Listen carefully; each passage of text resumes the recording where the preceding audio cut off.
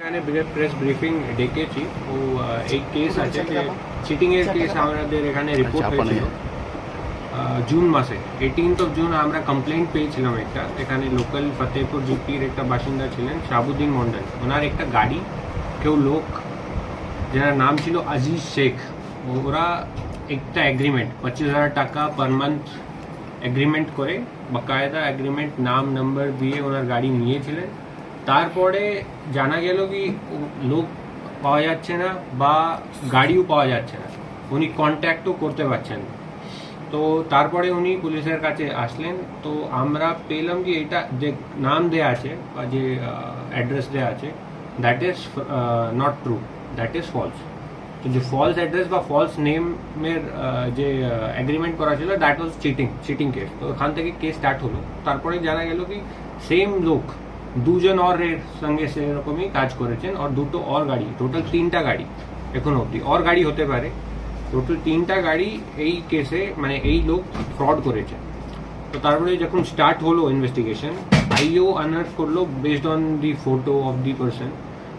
और ওর identity establish করা হলো তো আইডেন্টিটি যখন পাওয়া গেল কি এই লোক অ্যাকচুয়ালি নবদ্বীপ থানার লোক তো ওখানে যখন আইডেন্টিটি এস্টাবলিশ হলো তারপরে রেড করা হলো কিন্তু ও পালিয়ে গেল আমরা ফার্স্ট অ্যাটেম্পটে ওকে অ্যারেস্ট করতে পারলাম তারপরে after few days again the red was planned based on the source information কি আমরা পেয়েছি কি ওখানে আবার ফিরেছে তো যখন রেড হলো ও পাওয়া গেল তো প্রথম অ্যারেস্ট যে আমরা করেছিলাম অগস্ট মাসে করেছিলাম তারপরে বেসড অন দি ইন্টারোগেশন আমরা এক গাড়ি পেয়েছি ফ্রম দ্য শিলিগুড়ি ফার্স্ট গাড়ি যে রিকভার হয়েছে শিলিগুড়ি থেকে রিকভার হয়েছে আর ওখান থেকে যে আমরা লোককে অ্যারেস্ট করলাম এই কেসে total 10 people were arrested in which one person from Siliguri ওই শিলিগুড়িতে যে পার্সন ছিল ওর গ্যারেজ ছিল যেখানে চুরি গাড়ি মোস্টলি বিক্রি হতো তো ওখান থেকে আমরা ও জনকে ও অ্যারেস্ট করলাম তারপরে এখানে নিয়ে আসার পর और কার সঙ্গে ও কথা বলে গাড়ি হ্যান্ড ওভার করেছে ওটা আমরা পেলাম তো টোটাল করে এই জানা গেল কি দিস ইজ আ র্যাকেট এই গাড়ি নিয়ে চোরির গাড়ি বা এগ্রিমেন্ট করে ফ্রড করে যে গাড়ি পাওয়া যায় গাড়ি सबके নিয়ে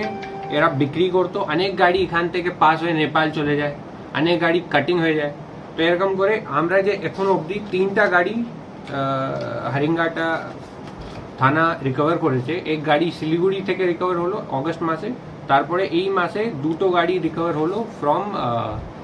লাস্ট মাসেই হলো অরুণাচল থেকে দুটো গাড়ি রিকভার হলো তো অ্যাজ অফ নাও আমরা 3টা গাড়ি রিকভার করেছি ফার্দার ইন্টারোগেশন বা ফার্দার ইনভেস্টিগেশন আমরা করছি যে আমরা এক और গাড়ি মানে ফ্রড কিয়া ওয়ান মোর গাড়ি আমরা পেয়েছি যে শিলিগুড়িতে হতে পারে এখন আমরা কনফার্ম নাই কিন্তু ওটাও আমরা চেষ্টা করব কি রিকভার হয়ে যায় তাহলে স্যার এই 3টে বা একটা 4টের পরে কি আর কোনো অভিযোগ রয়েছে আর কোনো গাড়ি এরকম এখন অবধি আমার হাতে নেই কিন্তু যখন আসবে we will take action accordingly যদি লাগলে আমরা ফার্দার ইনিশিয়েট করব আবার নতুন কেস করলে আবার নতুন কেস করে পিসি করব